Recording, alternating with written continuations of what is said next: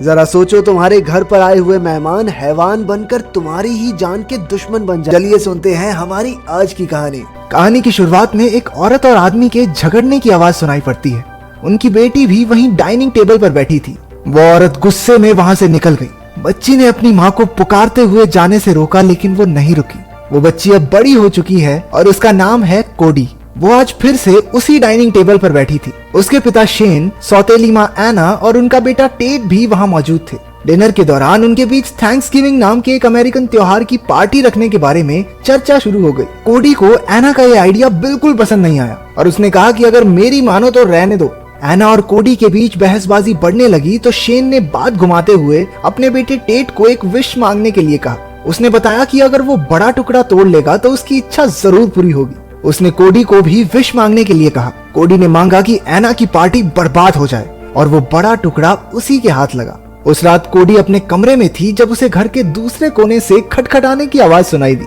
उसने टेट के कमरे में जाकर देखा कि वो छुपा हुआ था। कोडी ने उसे प्यार से ढूंढा और सोने के लिए बिस्तर में लेटा दिया। उसके जाने से पहले टेट ने कहा कि उसने डिनर टेबल पर मांगा था कि उसकी बहन की हर इच्छा पूरी हो जाए। अगले दिन एना ने घर पर कुछ दोस्तों को बुला रखा था। जब सबने उससे थैंक्सगिविंग पार्टी के बारे में पूछा तो पता चला कि उसने 2 प्रचारकों का इंतजाम कर लिया है जो ईसाइयों की सबसे पहली थैंक्सगिविंग जैसा ही खाना, सजावट और माहौल तैयार करेंगे। उधर कोडी किचन में गई जहाँ उससे गलती से कॉफी का बर्तन जमीन पर गिर गया। वो ये सब साफ कर ही रही थी कि दरवाजे पर कोडी का बॉयफ्रेंड फिन और उसकी माँ कैथरीन आ गई। फिन सीधा किचन की ओर कोडी के पास गया। वो दोनों पार्टी के बारे में बातचीत करने लगे। एक बार फिर घंटी बजी और एना ने दरवाजा खोलकर देखा कि थैंक्सगिविंग पार्टी के लिए वो प्रचारक आ चुके हैं। उसे नहीं लगा था कि वो इतनी जल्दी आ जाएंगे, लेकिन उस आदमी ने कहा कि उन्हें सारी तैयारियां करने के लिए समय चाहिए। एना ने भी इस बारे में ज्यादा ना सोचते हुए उन्हें अंदर बुला लिया। उन्होंने अपना नाम ईथन और पेशेंस बताया। कोडी उनसे मिलने गई तो ईथन उसके हाथ पर किस करने लगा, लेकिन तभी कोडी ने झट से अपना हाथ पीछे खींच लिया। उसकी इस हरकत से वो ज्यादा खुश नहीं हुआ, लेकिन कहने लगा कि उसे खुशी है कि आने वाले कुछ दिनों में वो कोडी को करीब से जान सकेगा। एना ने कैथरीन से कहा कि पेशेंस उसके साथ रहकर थैंक्सगिविंग डिनर बनाने में उसकी मदद करेगी। कैथरीन थोड़ा झिझक रही थी, लेकिन आखिरकार मान गई। रात को कोडी अपनी खिड़की से बाहर देख रही थी, तभी अचानक फिन ने बाहर से उसका हाथ पकड़ लिया। वो दोनों बेड पर लेटकर उन प्रचारकों के बारे में बात कर रहे थे जब कोडी ने बताया कि उसे ईथन कुछ ठीक सा नहीं लगता। फिर उसे शांत करते हुए उसके नजदीक आया, लेकिन तभी कोडी को ऊपर वाले कमरे से आती कुछ आवाजें सुनाई दी। वो टेट के कमरे की तरफ गई। उसने देखा कि ईथन टेट को कहानी सुना रहा है। कोडी उसे वहाँ टेट के साथ अकेला देखकर गुस्सा हो गई और उसे कमरे से बाहर भेज दिया। जाते हुए उसने बड़े अजीब तरीके से कोडी से कहा कि वो उसकी माँ के बारे में जानता है। उसका भी एक परिवार था जिसे उसने खो दिया, इसलिए अब वो दूसरों को अपने परिवार की अहमियत का एहसास करवाता है। कोडी ने वापस कमरे में जाकर फिन को रुकने के लिए कहा, क्योंकि ईथन की बातों से वो सहम गई थी। कोडी ने स्कूल से वापस आकर देखा कि ईथन ने उनके घर के पीछे एक झोपड़ी बना ली है। घर के अंदर भी एना और ईथन बल्ब्स को बदलकर मोमबत्तियां लगा रहे थे। वो सब किचन में गए जहाँ टेट एक टोकरी में कुछ बेरीज लाया जो उसने ईथन के साथ तोड़ी थी। उसने बताया कि उनमें से एक तरह की बेरीज बहुत जहरीली होती हैं। ये सब सुनकर कोडी एना से नाराज हो गई कि उसने टेट को एक अनजान आदमी के साथ जाने कैसे दिया। इस बदतमीजी के लिए उसने कोडी का फोन जब्त कर लिया और कहा कि वो बाद में उसका लैपटॉप भी ले लेगी। बाद में टेट एक घायल कौवे की मदद कर रहा था जब ईथन उसके पास आया। उसने टेट की दया भावना की तारीफ की और इनाम के तौर पर एक टॉफी भी दी, लेकिन उसके वहां से जाते ही ईथन ने उस कौवे को अपने पैर से कुचलकर मार दिया। दूसरी तरफ जब फिन अपने घर वापस लौटा तो उसे कुछ अजीब चीजें सुनाई देने लगी। उधर कोडी को भी अपने घर में एक बच्चे की वहशियत भरी हंसी सुनाई दे रही थी। अपनी माँ को ढूंढता हुआ फिन ऊपर वाले कमरे में गया तो उसने देखा कि पेशेंस कुछ कूट रही है। उसके हाथ खून से सने थे, आसपास की चीजों का कोई ध्यान नहीं था। वो बुरी तरह से डर गया। कमरे से बाहर निकला तो उसे एक औरत जमीन पर पड़ी हुई मिली। उसने उसे पलट कर देखा तो उसकी माँ का बेजान खून में लिपटा चेहरा उसके सामने आया। फिन घर से बाहर की तरफ भागा, लेकिन अचानक उसे पीछे से किसी ने पकड़ लिया।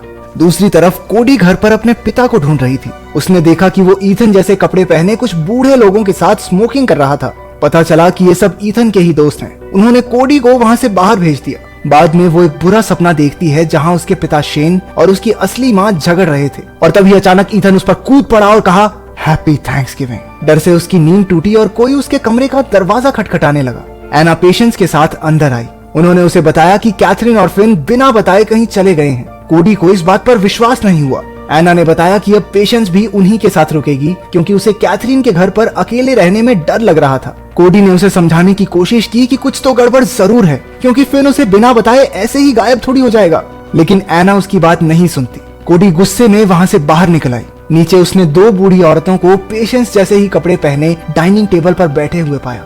हमने देखा कि टेट भी उन्हें छुपकर देख रहा था। कुछ देर बाद एना और बाकी औरतें मिलकर थैंक्सगिविंग डिनर तैयार करने लगी। एना को कैथरीन की चिंता हो रही थी, लेकिन वो बाकी औरतें ऐसे बात करती हैं मानो उन्हें कैथरीन के मरने जीने से कोई फर्क ही नहीं पड़ता। एना को उनसे कुछ ठीक वाइब्स नहीं आ रही थी तो वो अपने पति को ढूंढने जाती है। उसने बाकी धार्मिक लोगों को पूरे घर की सेटिंग बदलते हुए देखा।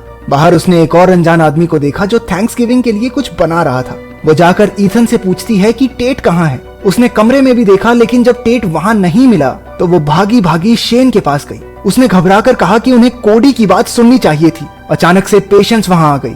उसने बताया कि उनके पास रोजमेरी खत्म हो गई है। इस पर घबराए हुए एना और शेन कहने लगे कि हाँ, हम बच्चों को ढूंढकर इकट्ठे स्टोर चले जाएंगे, लेकिन ईथन ने वहाँ आकर कहा कि बच्चे घर पर उनके साथ बिल्कुल सुरक्षित हैं और वो उनकी चिंता ना करे। उसके पीछे उसके बाकी साथी भी आ गए। दूसरी ओर कोडी फिन का पता लगाने उसके घर गई। उसने फिन और उसकी माँ कैथरीन को आवाज लगाई, लेकिन घर में घोर सन्नाटा था। कोडी किचन में कुछ देख रही थी जब अचानक फिन की लाश उसके सामने गिर पड़ी। वो जल्दी से वहाँ से बाहर भागी। घर के पीछे शेन और एना को ईथन ने बंदी बना रखा था। वो बार बार कहता है कि उन्हें शुक्रगुजार होना सीखना ही पड़ेगा क्योंकि यही थैंक्सगिविंग का असली मतलब है। एक आदमी शेन पर कोढ़े बरसा रहा था जबकि ईथन ने उसका टैबलेट तोड़कर उसे समझाना शुरू किया कि इन चीजों में मत घुसो, अपने परिवार की अहमियत समझो।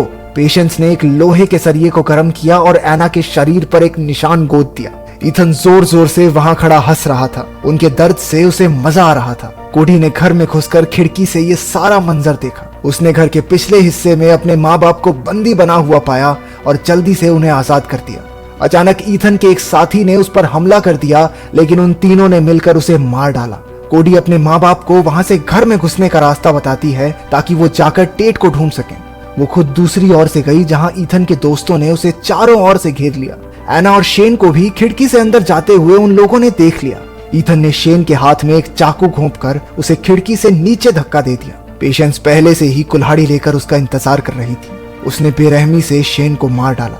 ईथन ने कोडी और एना को फिर से बंदी बना लिया था।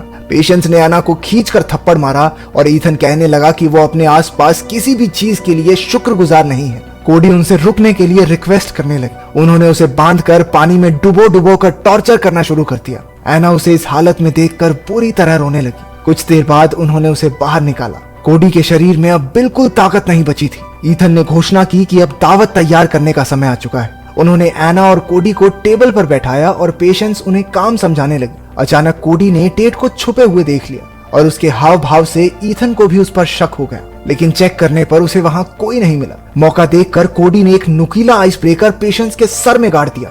एना ने भी कॉर्नफ्लावर को आग की तरफ फेंककर उनका ध्यान भटका दिया और वो दोनों वहां से भागे। पेशेंस ने अपने सर से वो आइस ब्रेकर निकाला और गुस्से में ईथन से कहा कि वो ठीक है। वहीं कोडी ने टेट को उसकी अलमारी में ढूंढ लिया। क्योंकि वो लोग उन सबको ढूंढ रहे थे, इसलिए कोडी ने टेट को फिर से छिप जाने को कहा। जैसे ही वो कमरे से निकली, उन लोगों ने उसे पकड़ लिया। माँ बेटी को फिर से पकड़कर टेबल पर बैठा दिया गया। ईथन खुश था क्योंकि सब कुछ उसके प्लान के हिसाब से हो रहा था। उसने धीरे से कहा कि जल्द ही शेन भी उनके साथ होगा। बाकी लोग टेबल पर खाना लाकर रखने लगे। ईथन ने एक ढक्कन हटाया जिसमें शेन का पका हुआ सर था। पेशेंस जबरदस्ती कोडी को उसके पिता का मांस खिलाने लगी। उन्होंने एना के साथ भी यही किया। वो दोनों रोती बिलखती रही जबकि वो सब वहशी दरिंदे उनके सामने ही शेन के मांस को नोच नोच कर खाने लगे। पेशेंस किचन से शराब लेने गई जहां उसे टेट के हिलने की आवाज सुनाई थी। अचानक टेबल पर बैठे उन सभी दरिंदों को खून की उल्टियां होने लगी क्योंकि कोडी ने सॉस में वही जहरीली बेरीज मिला दी थी जिन्हें टेट ईथन के साथ जाकर चुनकर लाया था। वो सब तड़प तड़प कर मर गए।